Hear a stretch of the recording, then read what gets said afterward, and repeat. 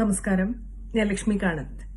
നമ്മുടെ കേരളത്തിലെ ഒരു മുൻ മന്ത്രിയും MLA-യും സർവോപരി കയർപിരി ശാസ്ത്രജ്ഞൻ എന്ന അപരനാമത്തിൽ അറിയപ്പെടുന്ന തോമസ് ഐസക് സാറിന്റെ ഒരു പോസ്റ്റ് വന്നിട്ടുണ്ട്. കാണിച്ചുതരാം.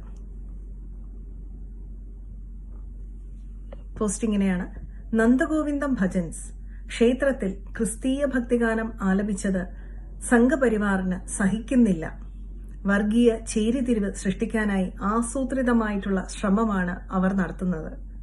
ബിരിയാണി ചേരുവ പായസത്തിൽ ആരെങ്കിലും ഇടുമോ എന്നതാണ് ഒരു സംഘപരിവാർ നേതാവിന്റെ ആത്മകഥം. ശശികല ടീച്ചറിനെയാണ് ഉദ്ദേശിച്ചിരിക്കുന്നത്. ശ്രീനാരായണ ഗുരുവിന്റെ നാട്ടിലാണ് ഇത്തരം വിഷലിപ്തമായിട്ടുള്ള പ്രസ്താവനകൾ.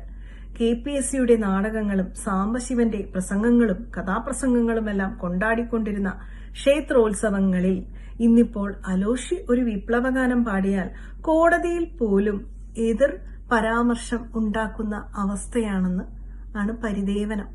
അപ്പോ തോമസ് ഐസക് സാറിന് ബഹുമാനപൂർവ്വം ക്രിസ്തീയ ഭക്തിഗാനങ്ങൾ എന്നൊക്കെ പറയാൻ അറിയാല്ലേ?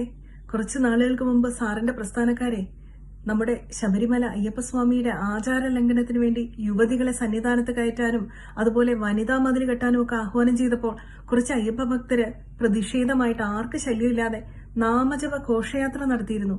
അതിന് സാർ അന്ന് വിളിച്ചത് തെറിജപം എന്നാണ്. ഓർമ്മയുണ്ടാവോ?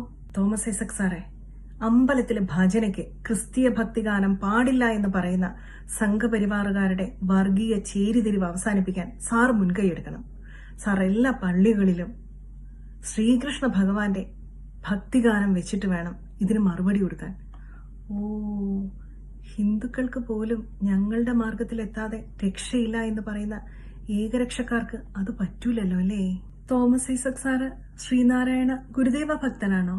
അപ്പോ വെജിറ്റേറിയൻ അഥവാ സസ്യാഹാരി ആയിരിക്കും അല്ലേ? അതായത് ഈ നോൺ വെജിറ്റേറിയൻ ഒന്നും കഴിക്കില്ലായിരിക്കും അല്ലെ? മത്സ്യമാംസാദികളൊക്കെ. കാരണം ശ്രീനാരായണ ഗുരുദേവൻ ബീഫ് മാത്രമല്ല ഒന്നിനെയും കഴിക്കരുത് എന്ന് പറഞ്ഞിട്ടുണ്ട്. ജീവകാരുണ്യ പഞ്ചകം എന്നുള്ള അദ്ദേഹത്തിന്റെ കൃതിയിൽ. അത് വേണമെങ്കിൽ ഞാനൊന്ന് വായിച്ചുതരാം. കൊല്ലുന്നതും എങ്ങനെ ജീവികളെ തെല്ലും കൃപയറ്റു ഭുജിക്കയതും കൊല്ലാവൃതം ഉത്തമമാമതിലും തിന്നാവൃതം എത്രയും ഉത്തമമാം എന്നാണ് ശ്രീനാരായണ ഗുരുദേവൻ പറഞ്ഞിരിക്കുന്നത്. ഇത് കുറച്ചു ദിവസങ്ങൾക്ക് മുമ്പ് അനുമോൾ എന്ന ഹിന്ദു നടിയുടെ പുറകെ നടന്നിട്ട് നീ ബീഫ് കഴിക്കാത്തത് BJP-കാരി ആയതുകൊണ്ടാണോ എന്ന് ചോദിച്ച ഷിയാസ് കരീം എന്ന ബിഗ് ബോസ് താരത്തിനെ പോലെ ഉള്ളവരോടൊക്കെ ഒന്ന് പറഞ്ഞു കൊടുക്കണം കേട്ടോ. പിന്നെ തോമസ് ഐസക് സാറെ, ഒരു കാലത്ത് KPSCയുടെ നാടകങ്ങളും സാംബശിവന്റെ കഥാപ്രസംഗങ്ങളുമെല്ലാം ക്ഷേത്രങ്ങളിൽ കൊണ്ടാടിക്കൊണ്ടിരുന്നതിന് കാരണം അന്ന് ഈ സോഷ്യൽ മീഡിയ ഒന്നും ഉണ്ടായിരുന്നില്ല. ക്ഷേത്ര തത്വങ്ങളെക്കുറിച്ച് അധികമൊന്നും ആൾക്കാർക്ക് അറിയാൻ വഴിയും ഉണ്ടായിരുന്നില്ല. മാത്രമല്ല, രാമായണം കത്തിക്കാൻ നടന്ന അന്തംഗമ്മികളുടെ അതിപ്രസരം അന്നുണ്ടായിരുന്നു.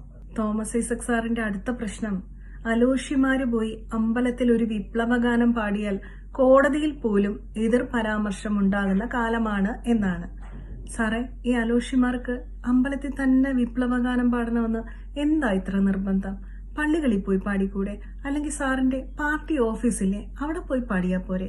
ക്ഷേത്രങ്ങൾ എന്ന് പറയുന്നത് വിപ്ലവഗാനം പാടാൻ വേണ്ടി ഉണ്ടാക്കിയിട്ടുള്ള സ്ഥലങ്ങളല്ല. അത് വിഗ്രഹാരാധകർക്ക് ആരാധന നടത്താനുള്ള സ്ഥലങ്ങളാണ്.